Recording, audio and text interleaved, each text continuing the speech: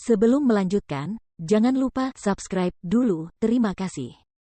Bab 313, saatnya balas dendam. Alam pedang. Tiba-tiba, esensi pedang meletus dari tubuh Jian Wushuang, membentuk alam pedang yang mengerikan, yang tumpang tindih dengan sungai darah. Kombinasi dari jalan menuju dunia bawah, domain pembantaian, dan laut pedang. Gemuruh gelombang-gelombang sungai berdarah itu mengalir deras ke segala arah dengan kekuatan yang mengerikan dan luar biasa. Ini, setelah merasakan kekuatan sungai darah, bahkan Jian Wushuang tidak bisa menahan diri untuk tidak menggigil ketakutan. Kekuatan yang mengerikan. Kekuatan itu sendiri dapat mencegah para ahli Saint Realm biasa mengerahkan bahkan 1/10 dari kekuatan mereka saat terjebak di sungai darah. Seru Jian Wuxiang. Namun, dia juga menyadari bahwa lebih dari setengah kekuatan spiritualnya telah dikonsumsi.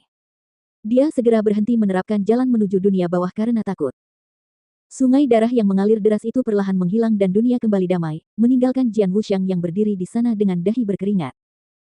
Jalan menuju dunia bawah benar-benar seni rahasia yang melampaui teknik tingkat pertama.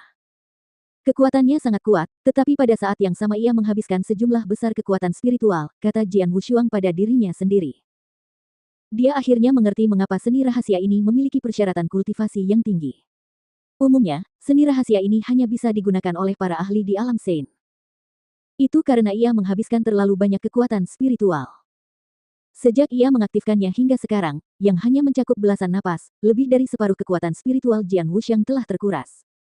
Jika ia terus menggunakannya, kekuatan spiritualnya akan benar-benar habis.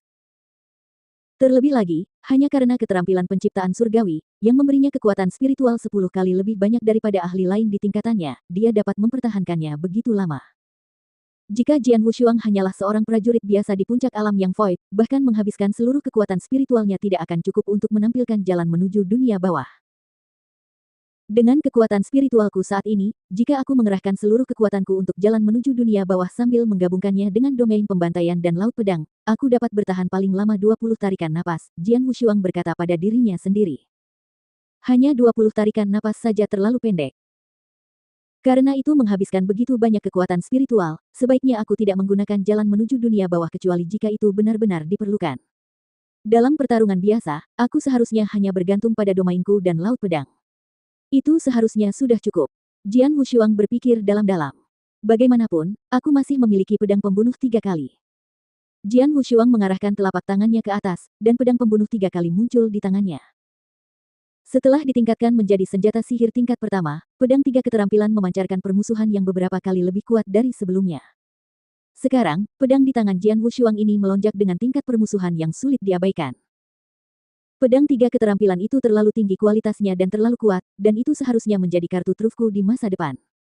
Sedangkan untuk pertarungan biasa, pedang langit ungu sudah cukup. Pada saat ini, Jian Wushuang membawa pedang panjang ungu di punggungnya, pedang yang diberikan kepadanya oleh Leng Rusuang.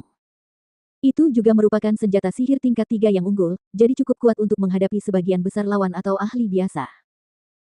Pedang 3 keterampilan dan jalan menuju dunia bawah akan menjadi kartu truf Jian Wushuang di masa depan. Sama seperti jurus rahasia pemakan jiwa, semuanya adalah kartu truf. Sekarang semuanya sudah siap. Selanjutnya, saatnya balas dendam. Tatapan mata Jian Wuxiang menjadi dingin saat niat membunuh melonjak di dalam hatinya. Ia adalah seorang pria yang menganut prinsip, mata ganti mata, dan gigi ganti gigi. Ia memastikan untuk melakukan segala sesuatunya dengan penuh semangat dan efektif.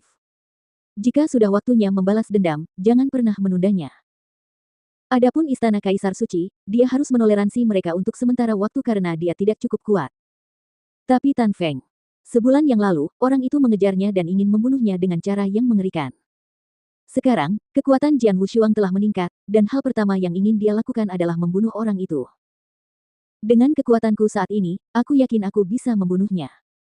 Setelah mengambil keputusan, Jian Wuxiang segera berangkat. Tan Feng, yang menduduki peringkat ke-9 dalam daftar bulan darah, cukup terkenal di dinasti Tang.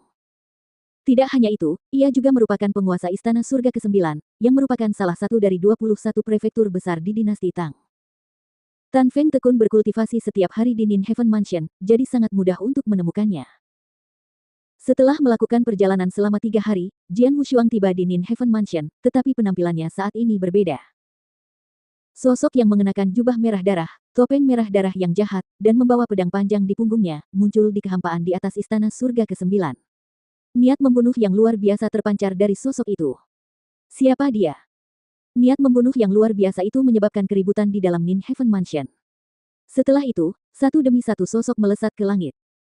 Di antara mereka, pemimpinnya adalah seorang pria berambut coklat yang membawa kapak raksasa di punggungnya, yang tingkat kultivasinya telah mencapai tingkat setengah santo. Namun, Tuan Istana, Tan Feng, belum muncul. Pria ini memiliki niat membunuh yang kuat. Pria berambut coklat yang membawa kapak raksasa itu menatap Jian Wushuang. Setelah menyipitkan matanya, pria itu bertanya, "Siapa kamu?" "Nan," kata Jian Wushuang dengan suara dingin. "Nan, no. 36 di daftar bulan darah." Wajah pria berambut coklat itu sedikit berubah.